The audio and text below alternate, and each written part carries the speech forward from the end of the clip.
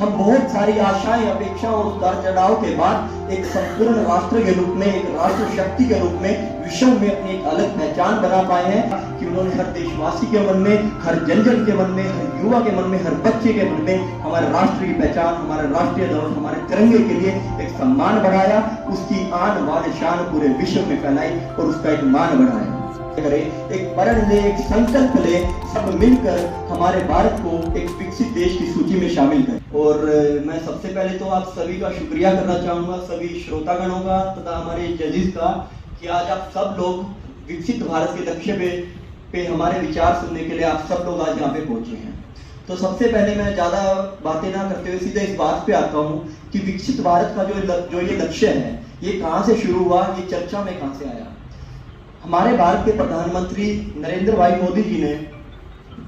75वें स्वतंत्रता दिवस पर एक प्रण दिया, एक संपन्न दिया, पूरे देशवासियों को एक प्रण दिया कि क्यों ना हमारा भारत जो एक विकासशील देशों की सूची में आता है, क्यों ना हम इसको विकसित देशों की सूची में लाने का कार्य करें। एक प्रण ले, एक संकल्प ले, सब मिलकर हमारे भारत को एक विकसित देश की सूची में शामिल करें।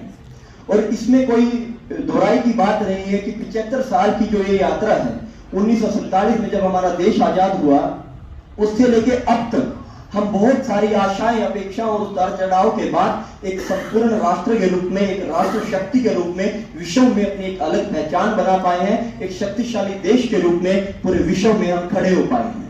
और उसी के आधार पर प्रधानमंत्री नरेंद्र मोदी जी ने अपने इस देशवासियों में आस्था जताई है, यहाँ के जन जन में आस्था जताई है कि हम लोग अगर विकासशील भी बन सकते हैं तो एक विकसित देश भी बन सकते हैं। और आने वाले 2047 में जब हमारी आजादी को, भारत देश को आजाद हुए 100 साल हो जाएंगे, तब तक हम इस लक्ष्य को पूरा कर पाएंगे।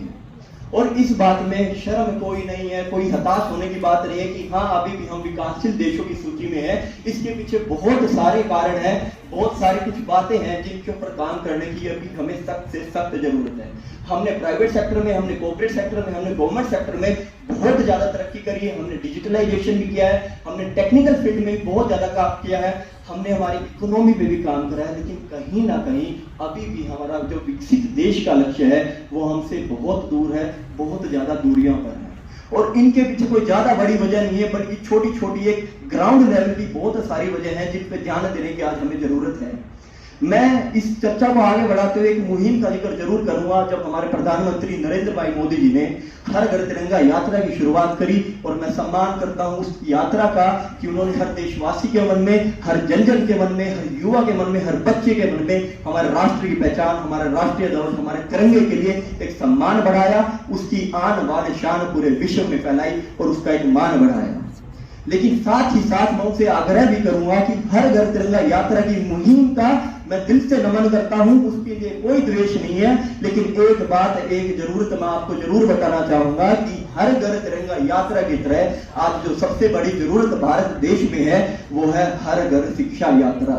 क्योंकि हर घर शिक्षा यात्रा में भारत बहुत पिछड़ा हुआ है। मैं चाहता हूं कि हर एक बच्चे को, चाहे वो घर में हो चाहे बेघर हो, उसको शिक्षा देने का एक लक्ष्य चुना जाए। हर एक युवा को, हर एक बच्चे को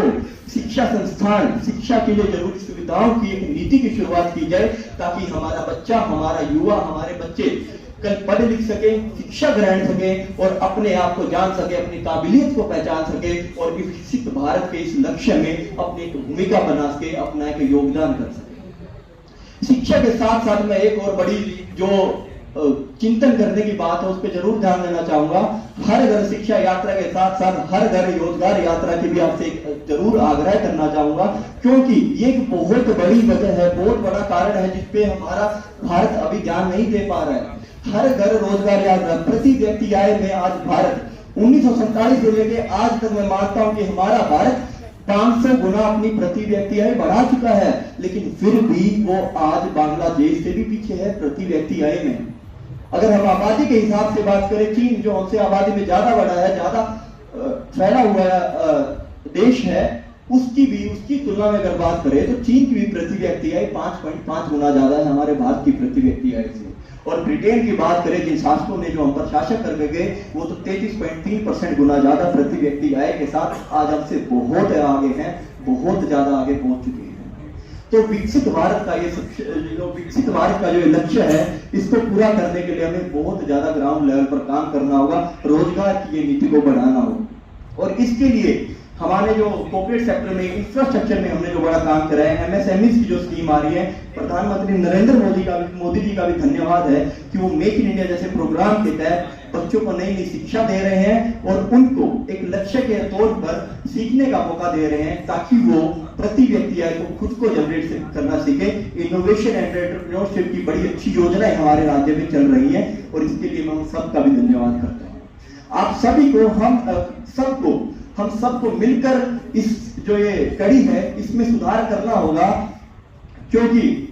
कहा गया है अगर देनी भी पड़ी जान इस वतन के खातिर एक रोज, तो कतराएंगे नहीं हम, ये फर्ज है हम पर। अगर देनी भी पड़ी जान इस वतन के खातिर हर रोज, तो कतराएंगे नहीं कि ये फर्ज है हम पर। ये जो आजादी ख्वाबों भरी जिंदगी जी रहे हैं, कि किसी और का नहीं, आपके वतन का ही तो कर्ज है आप पर, आपके वतन का ही तो कर्ज है आप पर। महाभारत में युद्ध के बाद पितामह भीष्म ने युधिष्ठिर से कहा था कि जो सबसे बड़ा धर्म है वो एक राष्ट्र धर्म है, और जो सबसे बड़ी पूजा है वो एक देशभक्ति की पूजा है। और अभी वो धर्म और वो पूजा करने का समय आपका आज का है, क्योंकि हम सब मिलकर ही इसको अब कर पाएंगे। और एक और बात, बहुत सारे लोग हमारी जनरेशन में, इससे पहले की जनरेशन भी सोचते हैं कि हम लोग स्वतंत्रता में हमारी कोई भूमिका नहीं निभा पाए, लेकिन आज हमारे पास एक लक्ष्य है, एक एम है। अगर हम साथ मिलकर इस लक्ष्य को पूरा करेंगे, अपने ग्राउंड लेवल पे काम करेंगे, तो जरूर है कि हम इस लक्ष्य को कंप्लीट कर पाएंगे। Thank you all, wishes